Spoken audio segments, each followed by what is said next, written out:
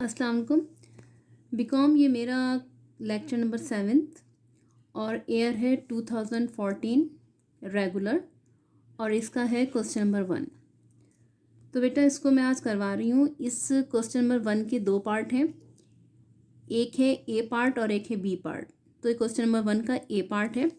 इसमें रिक्वायर्ड को देखिए आप, इसमें सिंपल पूछी गई हैं prepare closing entries in journal and balance sheet, यानी कि आपको क्लोजिंग एंट्रीज भी पूछी गई हैं और बैलेंस शीट भी पूछी गई है।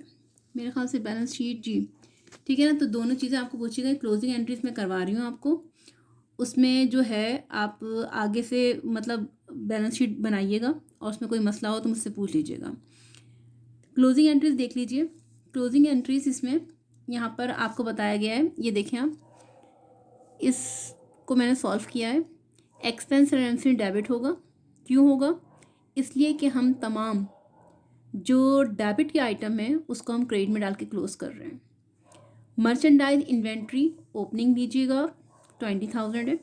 मर्चेंडाइज इन्वेंट्री ओपनिंग यहाँ पर लिखी हुई है, ये लिया आपने 20,000। उसके बाद फिर आप ये देख लीजिए परचेजेस है, transportation in, salary expense and then insurance expenses. ये तो सारे एक्सपेंसेस हैं। ओपनिंग इन्वेंट्री भी एक्सपेंसेस में आती है, परचेजेस भी। तो ये आपने सब चीज़ें आपने क्रेडिट में डाली। सेल्स रिटर्न एंड अलाउंसेस भी डेबिट में आते हैं, उनको हमें क्रेडिट में डालना है। सेल डिस्काउंट भी डेबिट में आता है, उसको क्रेडिट में डालना है। तो आपने सब कुछ प्लस करेंगी, एक्सपेंस समरी डेबिट हो जाएगी। एक तो ये हो गई आपकी डिस्काउंट, सेल डिस्काउंट वगैरह को और एक्सपेंसेस को क्लोज किया। सेकेंड में sales, commission income, merchandise inventory, ending हमेशा आपकी रेवेन्यू होती है, वो डेबिट में आएगी। और ओपनिंग आपने डेबिट में होती है, क्रेडिट में की है, ठीक है। ये आप हमेशा याद रखिएगा। परचेज रिटर्न आपके क्रेडिट में होते हैं, यहाँ डेबिट में आएंगे क्लोज करने के लिए। परचेज डिस्काउंट भी क्रेडिट में होता है, यहाँ डेबिट में लिखेंगे। इन सबको प्लस किया, इसका expense and summary debit credit में आएगी। इन दोनों का डिफरेंस, आपके एक्सपेंसेस जो हैं वो हैं 2,35,000 और आपके रेवेन्यूज जो हैं 255 है। इन दोनों का डिफरेंस 20,000। तो third entry expense and revenue summary debit और रेवेन्यू है, यानी कि आपके पास प्रॉफिट हुआ है तो इसका मतलब है कैपिटल क्रेडिट होगा, 20,000 डाल दिए। ए में आपके पास सिंपल सा ये थे। और अब इसके अलावा जितने भी आपके एसेट्स, इक्विटीज़ और लायबिलिटीज़ बचे हैं उससे बैलेंस शीट बन जाएगी। And balance sheet should be equal, assets equal to E, you know very well. तो ए और ई यानी कि एल प्लस सी इक्वल आना चाहिए, तो आप खुद ब खुद टैली हो जाएगा कि आपकी बन गई, ठीक है। ये था ए पार्ट। जी बेटा ये उसी क्वेश्चन का बी पार्ट है, यानी कि एयर सेम है, क्वेश्चन भी सेम है, बस इसका बी पार्ट है। इसमें देखें आपके पास ये क्वेश्चन है बी पार्ट। इसमें आपके पास ये कुछ इन्फॉर्मेशन दी हुई हैं, अकाउंट रिसीवेबल से लेकर कमीशन इनकम तक। नीचे आपको डेटा फॉर एडजस्टमेंट ट्रांजेक्शन दी हुई हैं और रिक्वायर्ड में पूछी गई हैं आपसे प्रिपेयर एडजस्टिंग एंट्रीज। सिर्फ एडजस्टिंग एंट्रीज बी में करनी है, यानी कि क्वेश्चन इस तरह भी आता है, कभी एडजस्टिंग एंट्रीज मांग लेते हैं, कभी इनकम स्टेटमेंट और कभी सिर्फ क्लोजिंग एंट्रीज। तो आपको ये सारी चीज़ें आनी चाहिए। अब देखिए पहले में क्या कह रहे हैं। पहले में कह रहे हैं कि allowances for bad debts estimated 2% of the account Sibal आपके पास है 80,000 के आप 2% निकालेंगे तो आपके पास ये एंट्री है। ये आप देखें मैंने की हुई है सामने, बैड डेब्ट expenses debit, allowances for bad debts credit. आपके पास 80,000 का 2% 1,600 आएगा, तो आपने इससे एंट्री पास कर दी, ठीक है। इसमें कोई प्रॉब्लम नहीं है, सिंपल सी है।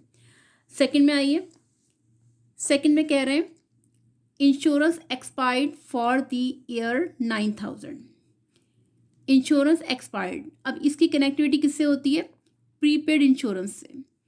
अब इंश्योरेंस जितना एक्सपेंसिव हुआ है इसको डेबिट करना है और प्रीपेड को कम कर देना है, यानी कि क्रेडिट कर देना है। अब देखिए दूसरी एंट्री मैंने क्या की है, इंश्योरेंस एक्सपेंसेस 9,000 है और प्रीपेड जो है आपके पास क्रेडिट में आ जाएगा, यानी एसेट्स कम हो गया, एक्सपेंसेस ज़्यादा हो गए। 9,000 से ही एंट्री पास करनी है आपको।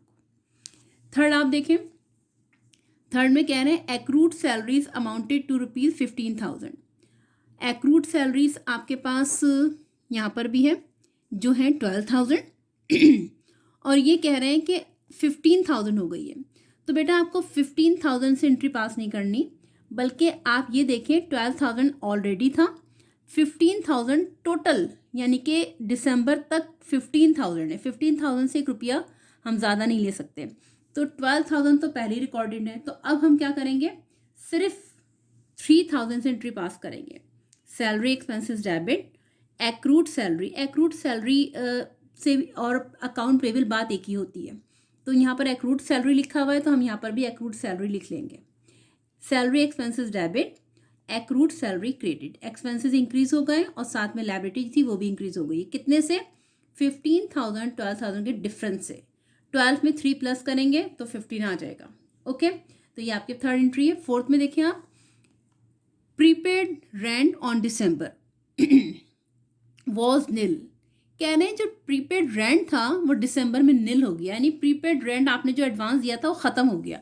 अब आप ये देखें आपका प्रीपेड रेंट था कितना, ये आपके पास था 20,000, वो नील हो गया है। तो बेटा नील क्यों हुआ है? क्योंकि रेंट एक्सपेंसेस 20,000 तक पहुंच चुके हैं। तो आप एंट्री क्या पास करेंगी, रेंट एक्सपेंसेस डेबिट 20,000 से, प्रीपेड रेंट क्रेडिट में डाल के ख़त्म कर देंगी 20,000 से। तो एक्सपेंस 20,000 तक पहुंच गया, इसलिए प्रीपेड आपका 20,000 जीरो हो गया। 20,000 यहाँ मैंने 2,000 लिख दिया गलती से, यहाँ 20,000 लिखे आप, ठीक है। तो प्रीपेड में कोई अमाउंट नहीं दिया हुआ है इस ट्रांजैक्शन में, लेकिन 20,000 कहाँ से लिया मैंने? प्रीपेड रेंट में से लिया। प्रीपेड आपने दिया हुआ था पहले से, वो आपके ख़त्म हो गए पूरे, वो एक्सपेंस में कन्वर्ट हो गए। लास्ट देखें, commission income for the period. आपके पास कमीशन इनकम यहाँ पर ऑलरेडी आपके 15,000 दी हुई है, और यहाँ कह रहे हैं कि कमीशन इनकम 19,000 हो गई है। तो इसका मतलब क्या है, 19,000 आखिरी दिन हुई है, तो 15,000 तो पहले ही से लिखा हुआ है, तो 19 तक कितने बढ़ गए? 4,000। तो आप एंट्री पास करेंगे सिर्फ 4,000 से। Commission receivable debit, commission income credit 4,000। तो ये था आपका बी पार्ट। तो 14 यानी कि 2014 के रेगुलर का मैंने ए पार्ट भी करवा दिया, बी भी करवा लिया। बैलेंस शीट आप लोग बना लीजिएगा, जो कि बहुत सिंपल सी, आइटम भी कम है। और ये यहाँ तक के लिए अब मैं आपको 14 का प्राइवेट नेक्स्ट जो क्लास है, जो मैं वीडियो अपलोड करूँगी, इसमें करवाऊँगी। Thank you so much. अल्लाह हाफिज़।